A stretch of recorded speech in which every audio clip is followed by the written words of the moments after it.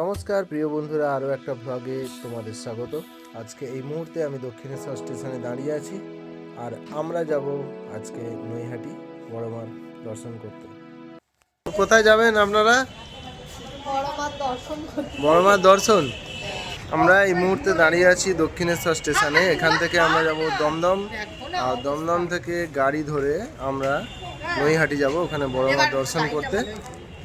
আমরা এখন দক্ষিণেশ্বর স্টেশনে বসে আছি, 9টার সময় ট্রেন আছে, আর সকালে কিছু খাওয়া হয়নি, সেই জন্য একটা চকলেট খেয়ে এনার্জিটা বাড়িয়ে নিচ্ছি। দক্ষিণেশ্বর থেকে ব্যস্ততম দমদমে এসে পৌঁছেছি, আর এখানে এসে অপেক্ষা করছি নৈহাটি যাওয়ার ট্রেনের জন্য।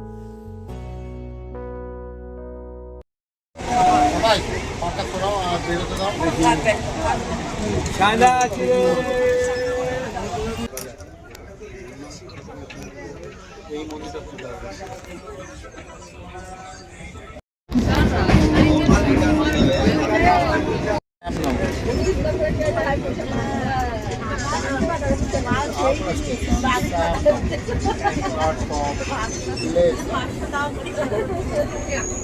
আমরা নৈহাটি স্টেশন থেকে নেমে আমরা অলরেডি বসে আছি একটা ছোটো জাতীয় গাড়িতে। তো এবার আমরা অরবিন্দ রোড ধরে আমরা যাব বড়মার মন্দিরের কাছে।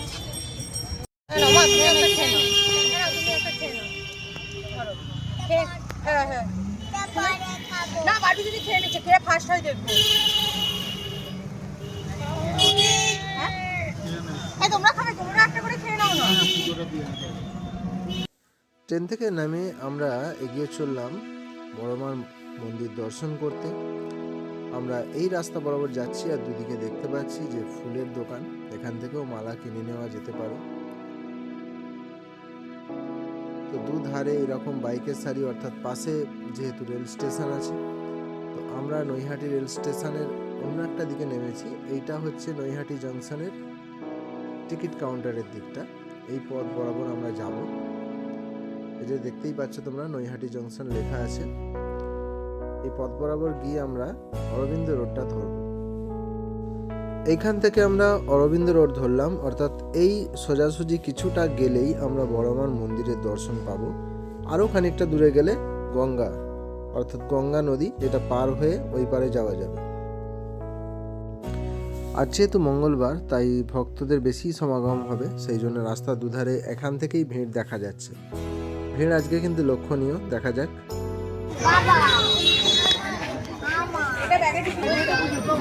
ব্যাগে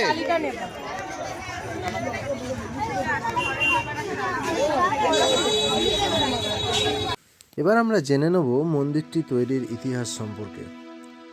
1923 খ্রিস্টাব্দে ভবেশ চক্রবর্তী নামে একজন ব্যক্তি, তিনি নবদ্বীপের ভাঙারাস দেখতে গিয়ে একটি মূর্তি দেখেছিলেন, এবং বাড়ি ফিরে সেই মূর্তি তার স্বপ্নাদেশ হয়, এবং তিনি 22 ফুটের একটা কালী মূর্তি তৈরি করেন, যেটা ভবেশ কালী নামে পরিচিত ছিল, বা বড় কালী নামেও পরিচিত ছিল। তারপর থেকে বড়মার মাহাত্ম্য চারিদিকে ছড়িয়ে পড়ে এবং ভক্ত সমাগম হতে থাকে।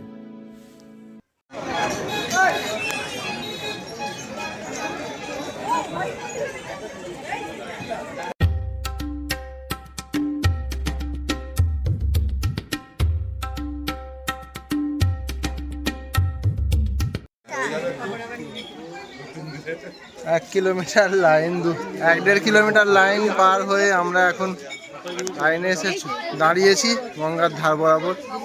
প্রচুর ভিড়, প্রচণ্ড লাইন।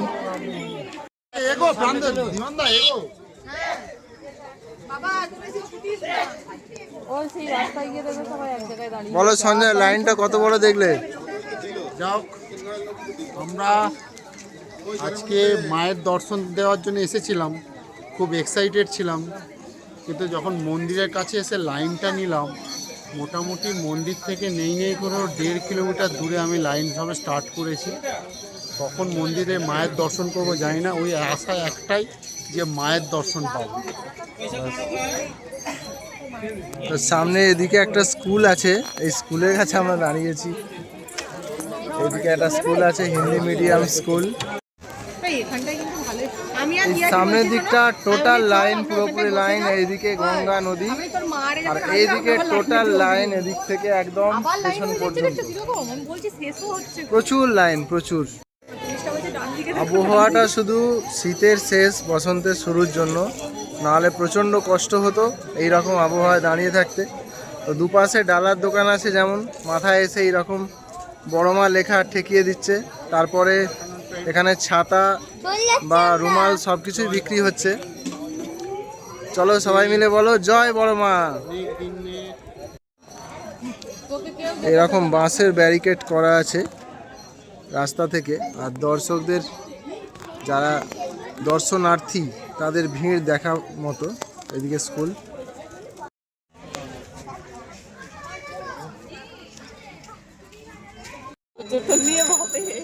হাই, যারা যারা লাইনে দাঁড়াবে অবশ্যই ছাতা, জলের বোতল।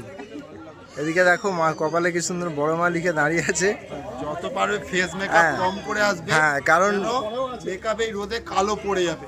মেকআপটা এমন দিতে হবে যেন রোদে ঠিক থাকে। জল, ছাতাটা একদম দরকার, আর ধৈর্য রাখতে হবে।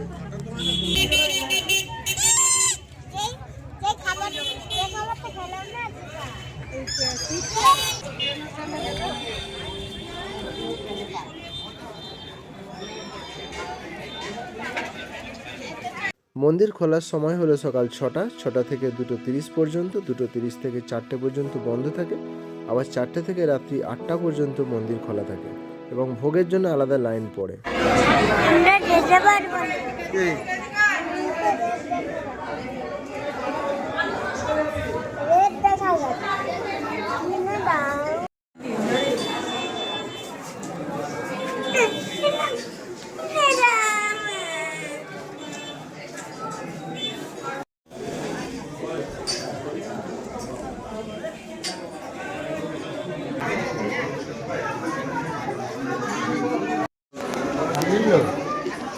নিল সবাই তুই বললে কিছু খারাপ। হ্যাঁ,